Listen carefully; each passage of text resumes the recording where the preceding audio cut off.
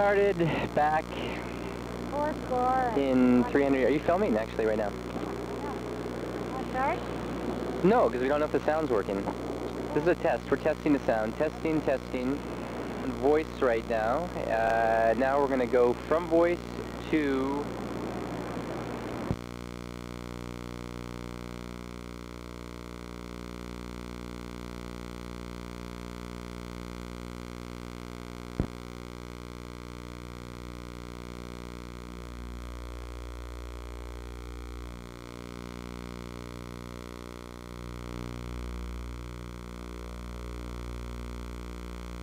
The other thing is we have two types of... Alright, go for it. What do you want?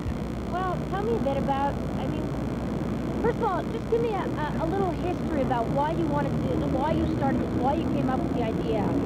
Okay, the basic idea came from conversations with some friends who are actually also involved in the project, the people on the receiving end of this project called Focal Point, where all of us had a photography background, and we were looking at what was happening with the internet and the web. As things were starting to happen, we just felt people weren't utilizing the medium for what it was, that people were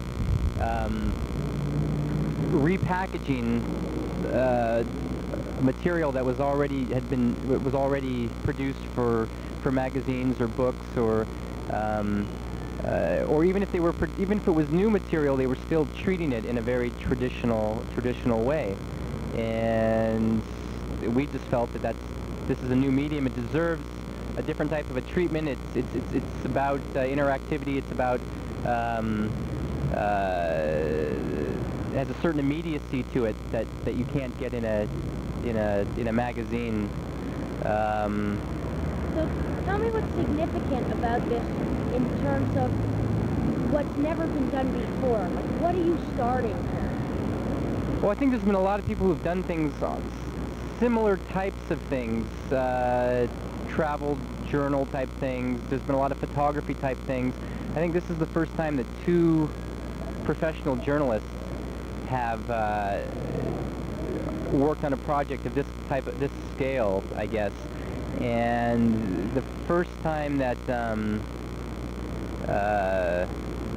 also, like, going across Russia too, I don't think anybody else has tried to do sort of a regular series of uploads onto the internet from Russia. No, definitely, they haven't. That hasn't been done. But from a global perspective, it's I just think that it's from everybody's point of view, from the journalist's point of view, from the people who are on the other side receiving the material. And this whole project was conceived from the beginning as a web project, rather than a project that we were already working on, you know, as a book or on a CD or something like that, and then putting it on the web. The web was always the primary goal, I guess, the primary medium in mind. And then, before we're so rudely interrupted by a dead battery, unprofessional camera person. This project was web first, and then we'll probably try to, you know, do something with it afterwards, you know, in a more traditional media. So there's a lot of, well, one thing that Gary had said to me when he was telling me about what the project was like was that a lot of the journalism that's on the web today, like he's saying, starts out in, say, for example, a magazine form. You've got Time Magazine, and then they put it on, actually I shouldn't say Time Magazine, should I? Sure. Got Time Magazine, and then they put their version online on the web, but basically it's the exact same magazine that started out as a magazine, and it works best in magazine format. So this is something that's going the opposite direction. It's planned for the web. It's planned to use the web's special sort of attributes that no other medium has. Because if you don't, I mean, if you just put Time Magazine on the web, or if you put photographs, I mean, photographs on the web are not, I don't like to look at pictures on a computer screen, basically. It takes a long time for them to download, and they're not the best quality, you know, nothing looks better than in a book or in a magazine. So if I'm going to just read Time Magazine, or look at a photography book, I'd rather look at it, you know, in a book on my couch, you know, with a beer. But there's several beers. But if okay, we like to sit on it, read it, you know, with a cup of coffee. I like to look at the, you know, I prefer to look at a book or a magazine, you know, with a cup of coffee on the couch. So the point of this is that we need to, as journalists who are going to be working on online projects, need to create projects that give you something you can't get in Time magazine, something you can't get in a newspaper.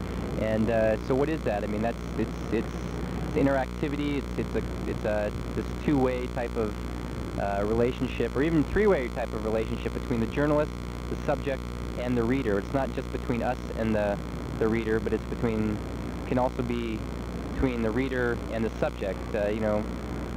Give me an example of the interactivity and the significance. Well, we had, I can tell the story about the reader he's in Toronto, right, Karim? Yeah. We had a guy who was reading, following us on the web, and he lives in Toronto. He's actually a Tatar. He grew up in Russia, and he left Russia only 5 years ago. He wrote into us, and he said, I left Russia 5 years ago. I have not seen my wife and son since. Can you please stop by there? Here's my wife's telephone number. Stop by. I would really love to see a photograph of them on the web. So Gary and I went and met this family, and they were fabulous. They made us lunch, and it was all really lovely, and we took photographs and have uploaded them now onto the web. But that's an example of, that's an example of how this medium is really immediate. Here this guy writes in and says, can you please do this? And we made a change in our plans and did something on the trip that was suggested to us by him that we never would have known to do otherwise. And it's something that's really moving and really nice. And we also made a tape of the sons giving little messages to their father. And so we literally take those pictures and do those sound bites, and then literally 2-3 days later, he can download that information in Canada and see his sons that he hasn't seen in 5 years, which is really nice. A good example of the immediacy, which obviously you can't do with a magazine or a book. Can you give me an example of feedback of stuff that you've done and you've gotten immediate feedback from people who are looking at it on the web? I think that most of the feedback that we've gotten has been more from people looking at it and saying, yeah, this is the right direction. This is like the first time, we're seeing, it's kind of like the future of not photojournalism, but journalism in general, that, people have been, there's a lot of hype about the internet and the web and all these things, and a lot of it is just hype. But I think a lot of people have seen, this may not be the perfect project, there's been a lot of bugs, but it is definitely a step in the direction that I'm sure things are going to go. We're doing, one of the other things we've done is we've been adding sound. In fact, we're using our microphone right here. We wanted to put sound bites in, and even though we're not doing a lot of sound because it's difficult, we thought it was important that was to put another medium into it, and if we could, we'd be putting video in it too. And I think in the next couple of years, as compression technologies and get better, that you're going to be being able to put in video, and so I think the future journalist is going to be walking around, with a lot of equipment, with their laptop, with their video camera, with their still camera, and with their a tape recorder, or maybe there's going to be one type of a all-in-one unit that is going to be able to do all these different things. But it's definitely going to change the way people, journalists work. People are going to demand that, I think. Do you think that in a couple of years, magazines will be out of business? No, I don't think print will ever... No, I don't think there's any, I don't think it's like a one or the other type of a thing. I mean, I like magazines. I'd hate to, think of not having magazines or books around, I don't think it's going to change. I think they're going to, just live in harmony. And, newspapers didn't go away when television came around. I don't think this is, But will it... The biggest change, or the most interesting aspect of what's happening is to produce television, to produce a newspaper, to produce a magazine. You need this huge organization behind it to put out this kind of information. And you can be a talented person and have a good idea, unless you can get a magazine or a newspaper or a television station to back you with financing, or even with with a way to get the information out. You don't have that possibility now. One person who's got a digital camera and a power book and a modem can put his message out to the world, and I think that's what's going to change things. And it's much more, as people are calling it, a more democratic type medium, but it's true. I mean, you have the power to reach a lot of people with very little overhead involved. Can you give me an example of costs that Well, the PowerBook was about $3,000, you know, and it was not, you know, it's nothing incredibly fancy. Just that's about enough memory and everything for us to handle the photographs and the sound. The camera is quite expensive. Right now, I think it's retailing for like $15,000 to $18,000, basically. But you know, that's a pretty sophisticated camera. There's already another. We're carrying a backup camera, which is Kodak's like consumer model, which is retails for about $1,000, I think, right now. And I think Apple has a similar type of a camera out.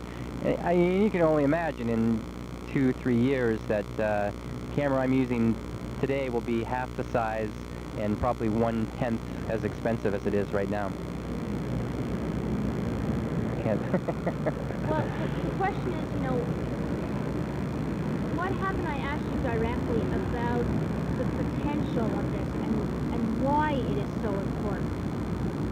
Now, what were other people doing that you saw it wasn't being used to its full potential in what other people were doing? Well, it's because, again, it goes back to this whole traditional media thing, that the original players in this, you know, in the journalistic, online journalistic game have been the same people who are producing the traditional media that we read. And it's until, you know, I think younger people with kind of fresh ideas are going to come along who understand the medium, who understand the you know, how to use it and are going to experiment with it, because that's really what needs to happen right now is experimentation, just to kind of push the limits and see where you can go with it, you know. And I think that these yeah. What would you like to see in the future, you know? If you could come up with your ultimate dream where you're the one who started this, you're the pioneer, you know, where would you where would you like to see people go with this, you know? It just seems to me, one of the interesting things about this is that when Gary started talking to me about the trip, he was the one, he was planning in the initial stages and talking to me about it. One of the things that he said was, it doesn't make sense to put magazines on the web exactly as they are in magazines. And as incredible as that seems, I mean, that's a very logical thing to say. I mean, it's a very logical conclusion to reach, but that's what everybody says after the pioneers already sort of make that decision. I mean, that's obviously true. Like, now we can see, especially on this trip we've seen, in ways we had only hoped that we would find out, how this medium can be used in ways that print cannot be used, and even television cannot be used. And now you can look back and say, well, of course, I mean, that only makes sense, but it's really sort of the very first step in saying these are different ways that this medium can be used that has not been used before, because the web, it's not as though it's only been around for a couple of months. It's been around, how long has the web been around? Years. I think, no, it's been around for more than a year, though, you know, and it's just now we get so many letters from people who are writing in and saying, I've been surfing the web for so long, and this is the first time I've ever seen anything of this scope, of this range, and congratulations. I mean, it's almost as though people sort of knew that it was going to go in a direction that it needed to go in, but nobody had really done it yet. This is the first time something of this scope has been done. Gary? Lisa, it's true. And again, I do want to stress that it's both sides, you know. I mean, the guys who are working on the other sides of this, who are editing the medium, editing the film, and putting the website together, which we couldn't do it without them. You know, they're also professionals, people who have a background in photojournalism and in journalism in general. So what I said about the experimentation is true. I mean, you need new people with fresh ideas, but you also need people who have kind of a professional background. I think that's what's making this project is so strong, that we're totally open to a new approach to our work. In fact, I think we were all kind of bored with what we were doing, and that's one of the reasons that, you know, we all got motivated about doing this. But on the other hand, we've all worked as professionals, you know, in journalism for a while now. So I think it gives it an extra sense of legitimacy, maybe, than, you know, some of the other websites where guys are just kind of, you know, John's website, and, you know, here's a picture of, you know, my grandmother or something like that. Go breaking my heart. Oh, you're on. Don't go breaking my... Which is which? Exactly. I can name that tune. That's it. 3 notes. 3 notes. Even fewer. It's interesting. It's interesting to see people's reactions when we come into their homes and start laying out all this computer equipment, and we have these 2 laptops and 3 cameras and the digital stuff and all these wires and everything. And when we start showing people, they're very surprised, I think. I mean, some of them hadn't even thought of the possibility that this type of technology could already exist. And to be perfectly honest, I mean, I had never seen a digital camera either until Gary first came to St. Petersburg just a little less than 2 months ago and showed me the technology. But it's interesting. Some Russians see what we're doing, and they have a reaction that a lot of Russians sometimes have when they're meeting Americans or Westerners, and that is, wow, look how far ahead you guys are. This is really incredible. And they're even more surprised to find out that in Russia you can get onto the World Wide Web and see what it is that we're doing. They're really surprised to find out that we get mail from Russians all the time who are writing into the site and saying, wow, I'm writing from Moscow, this is really great. And, you know, I mean, there's people all over this country that have access to the web and are seeing it, and I think that probably surprises the Russians more than anything, because they've sort of come to expect in a lot of ways that Americans are a little, you know, farther ahead as far as technology is concerned. But then when they find out that right here, you know, that we're sending all of this information, sound and digital photos and text and everything through the telephone lines in their living room where they talk on the telephone every day, that's one thing that really, really surprises them. Some of the problems from trying to use Russian backwards technology, and I just want you to tell me, I mean, I know what they are, but I want you to Right. say, you know, the phone line sucks, whatever, right? I'll say this on that. This delicate part of our thing. Actually, I have to be honest, it's gone smoother than I thought it would, technically. I was like petrified by the idea of trying to send stuff here. The way it's structured for us is that we have, can I mention Sprint? I mean, I just have to as a point of, Sure, go ahead. okay. The way it works for us is that we're working with Sprint, who has local nodes in most of the cities that we're in. So once we get to the Sprint node, and the node is basically A big box a big box with a lot of wires. The node is like the control center of the phone lines, basically. It's where all the phone connections go through. But we have to get to that Sprint node. Once we get to the Sprint node, then the lines are in theory are clean all the way back to America to sending our material. But we still have to get to that Sprint node, and even sometimes we're in the Sprint office, we have to use a local telephone line to get to that node, and that's where we really run into the problems. And it varies from city to city, from apartment to apartment. You know, so What's the longest you've had to wait? we spent one time about 10 hours transmitting all of our material, which is a long time to sit waiting. Comparison to had it been done in the States, how long would it take? Oh, but done in the States, you could have done the same thing well, actually, on that same 10-hour download, I had a message back from the guys in San Francisco at Focal Point, who said it took them about, I think, an hour to download the stuff that we had sent. So, but even here it varies. You know, I mean, here it varies from city to city. We could, you know, our average photograph can take between 5 minutes to 15 minutes, depending on how the quality of the line and I don't know, and like if the gods are, you know, smiling on us that day, and which doesn't sound like a lot of time, but when you have 30 pictures to send, that's a considerable amount of difference for each picture. Yeah, one of the interesting things, it's just that, I mean, if you can get the stuff to the nodes, it's fine, it goes off fine, and that's one of the most difficult things. It's just the local telephone lines. It's just, you know, and I've had Russians tell me, I can call from here to Moscow with no problem, but if I try to call my neighbor across the block, I can't hear a word they're saying. So you never do know whether the lines are going to be good or whether they're going to be bad.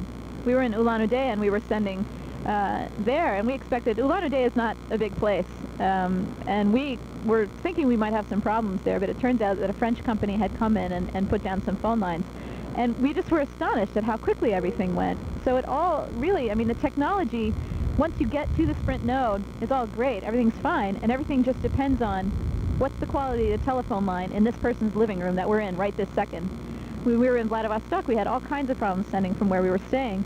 We went, you know, a kilometer away to an office in town, plugged in, and everything was fine. Everything went off fine. So it's really just a toss-up in a lot of ways as to what kind of lines you're going to get and how long it's going to take.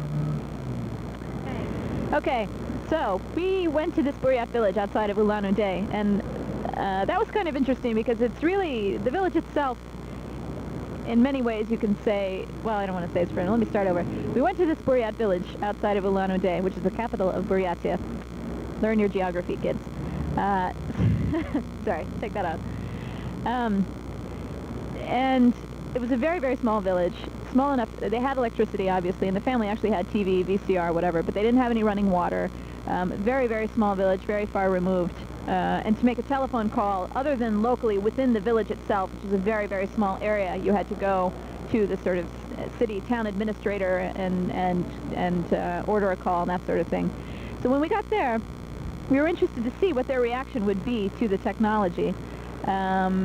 And it was interesting because they weren't shocked by it. They didn't seem sort of really, really surprised by what we had done, but they were really interested to see. I mean, one of the most amazing things, it's still amazing for me when I see it, is that Gary takes the photograph and then pops the disc right out, sticks in the computer, and the photographs come right up on screen.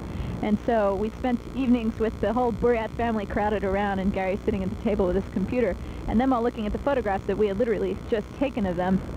And we were doing that at one point, and the father of the family looked and he said, you know, I'd really like to have a photograph of my family. Is there any way to make this something that you can send to us?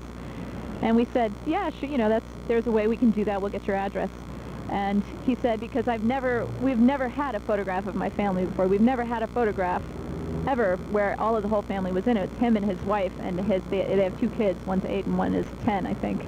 And I just was amazed by that, because here we were taking a family portrait of this family in Buryatia and uploading it onto the World Wide Web, and instantly all over the world people can be looking at this photograph of this family, and the family itself has never in its existence had a photograph taken of everybody in the family. So I found that really interesting.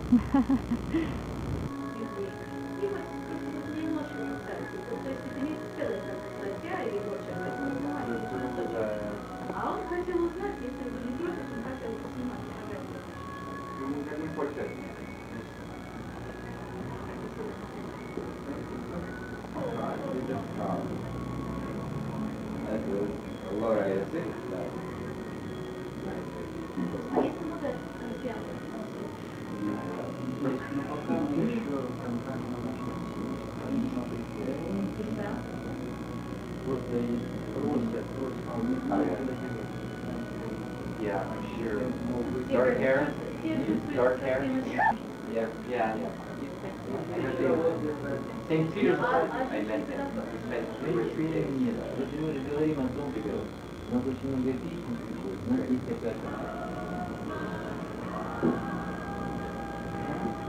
Just the okay?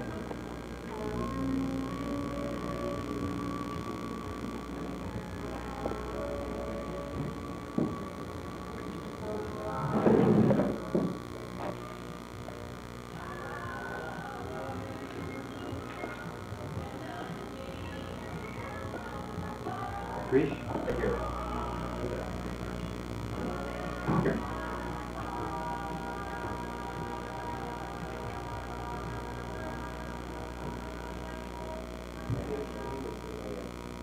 That's fine.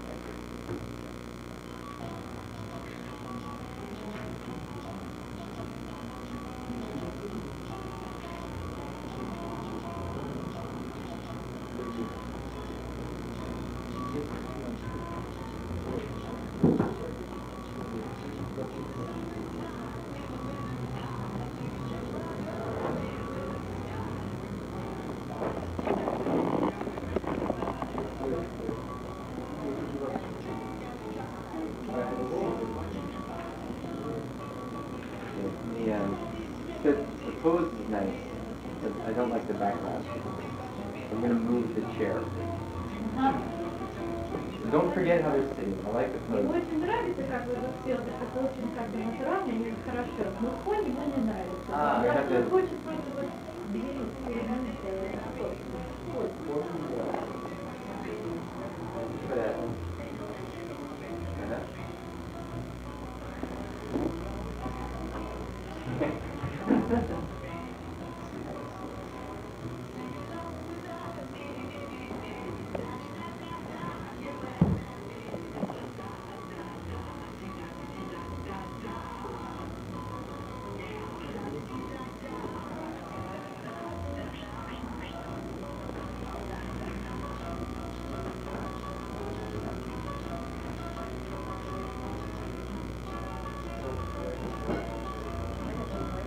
Yeah, I probably do.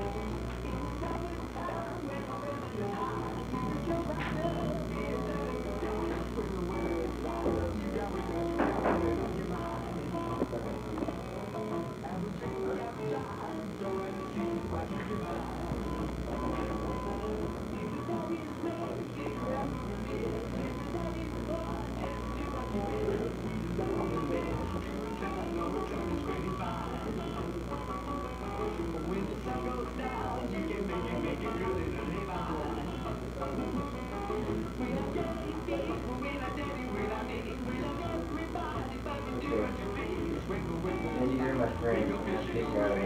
Okay.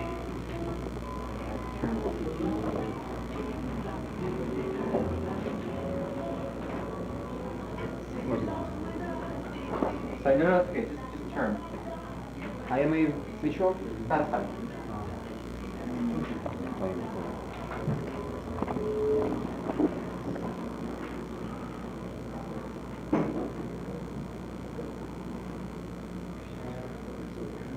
Break anything. Problems with that. Sorry. Just as clean as possible for a picture.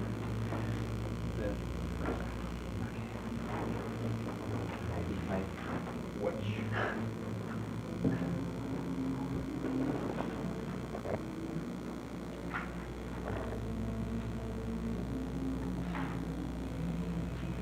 Just a little bit. Sure. Okay. So many difficulties with life.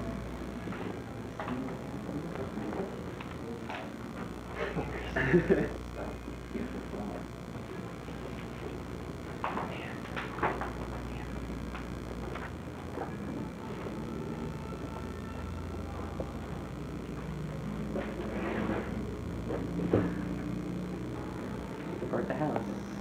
As usual. Sorry? Huh? Да, он хочет сюда. Just try to make it just a clean, simple background, I think. Простой, вот. I kind of say that okay, I think it's looking better. Let's try that, huh? Look at this.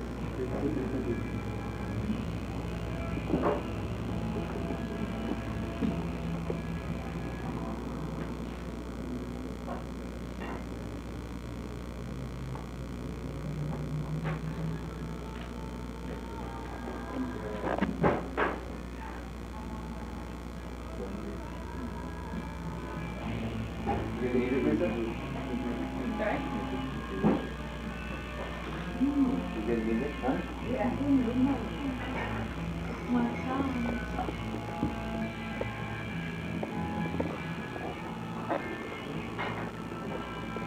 Sorry. I was thinking of reading everything. Okay, guys, here we go. So, get close to it. Close to it, close to it. Magazine.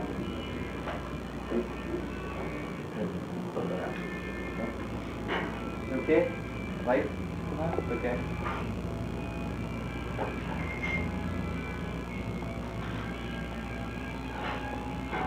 Okay. Тогда тоже извините. Будет много фото.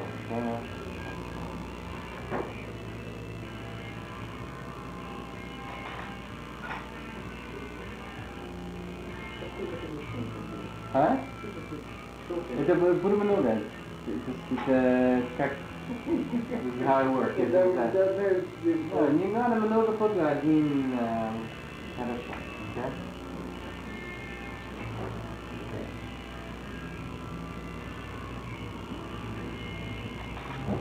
Lisa, can you get in my jacket, there's another lens inside there.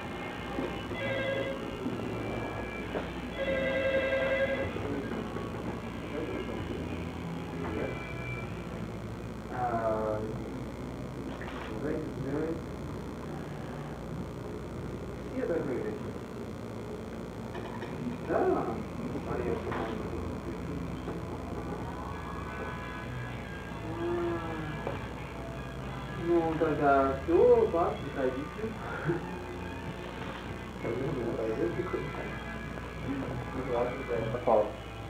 No, it's not important because tomorrow it will be all, it will be,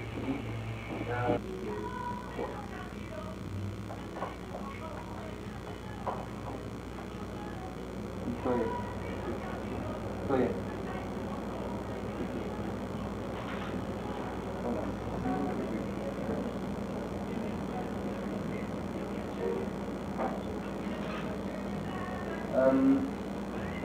Can we turn off the TV back there, please? Close it.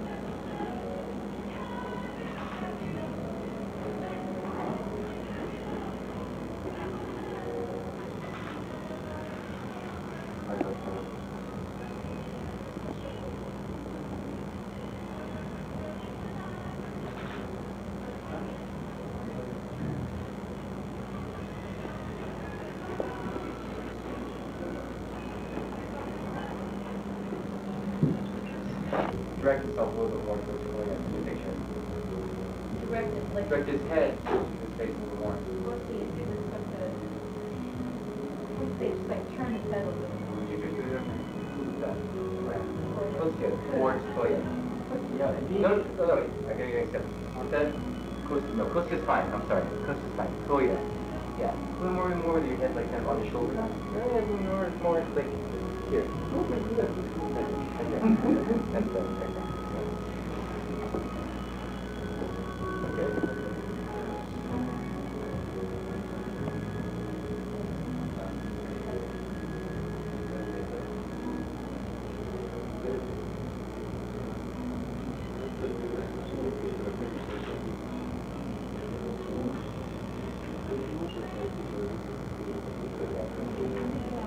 Huh? That's fine.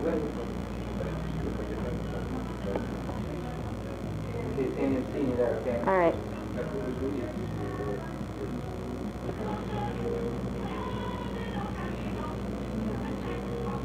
Again, try that.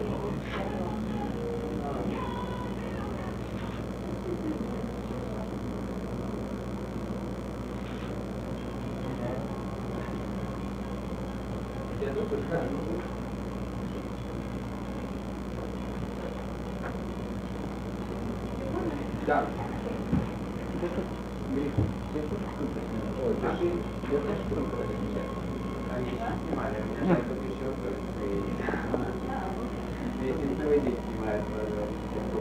No, it's just for one picture though. I just want to get one nice portrait. Yes, you have to do. Просто делать одну фотографию, но когда они только смотрят, собирается какая-то одна.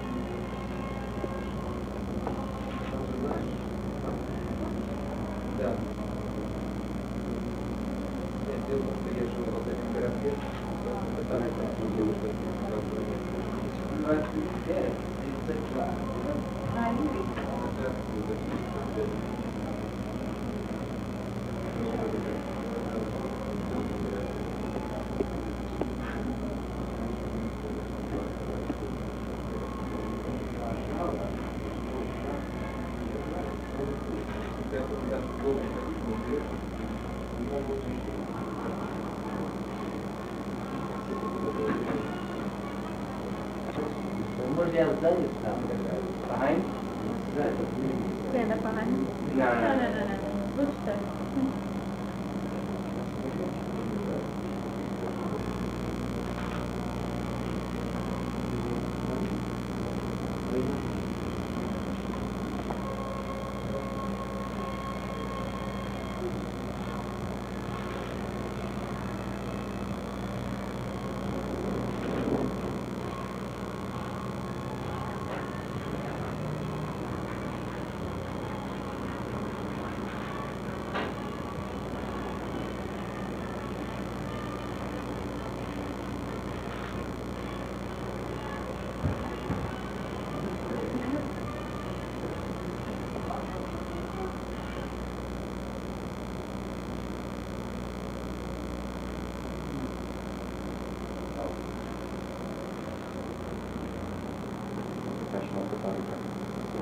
Don't be showing me wiping off my lens with my shirt.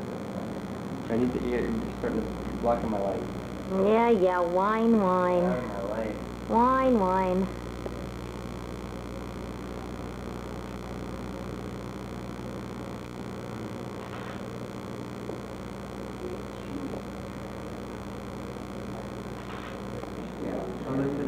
Up, but yeah, well.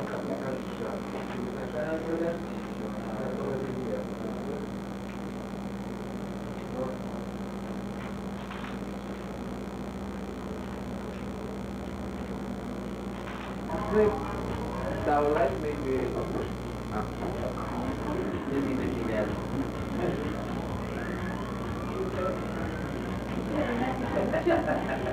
No, don't put it on Canadian TV. Don't think that. They wouldn't put that on, would they? Well, that's done, would they? Canadians are so. We even got a message for the young people in Canada. Our northern neighbors in Canada. Just say yes. Just say yes. To what? Everything. Life. Exactly. If you ever get a chance to come to notice with your young people in Canada,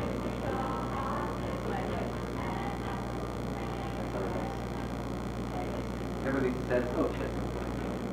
whatever I say, very contradictory. He does it in a very polite way. Young people in Canada, the internet is whoa. See this? No. This would have been interesting for them, I think. Yeah. But we drink a lot. Do and then I compare. Connect the choo-choo sounds. And then butterfly. Just on me, 11 minutes of poetic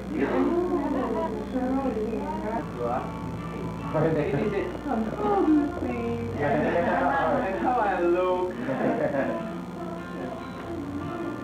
I have a problem where I just turned 33 3 months ago, in August. People keep asking me how old I am, and I say 30. One of my friends knows that when how old I am. How do you think how old I am? I told him that if you want to know is this person here or not, ask his age. And when they don't ask, they're right person. This guy is I am not 100% like 90, 95.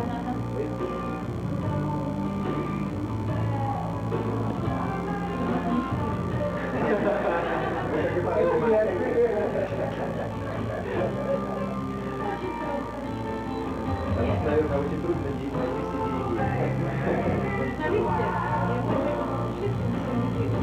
А вы журналисты, вы где работаете?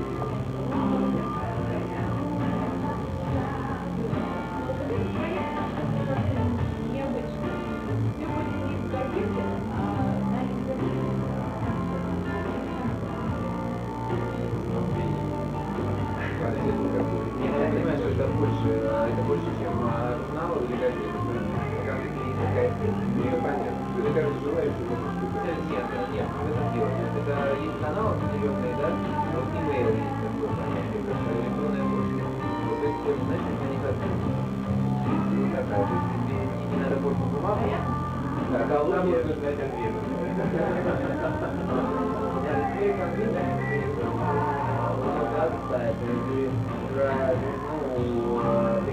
because we're talking about this today, before, if you wanted to be if you had a piece of work that you wanted to publish to many people, you had to either go to a magazine, or you had to publish a book, or on television. So you needed a big company with a lot of money to help you do this. Now, people with a little bit of money by themselves can put out a publication to millions of people around the world.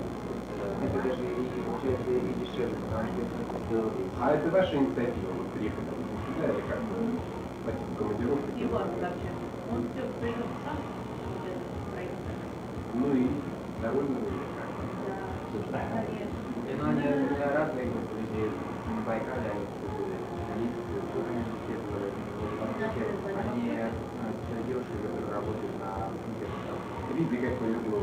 Мы живем тут целую жизнь, нет?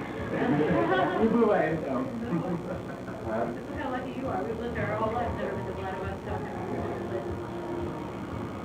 Да, ну просто проект. У нас большинство новостей в России. В Москве есть про ел, про мафию, ну, разные всякие. Мы не хотели его сделать про... Да. Мы не захотели писать правду про специалистов. Именно в Сибири или вообще в России, как таковой?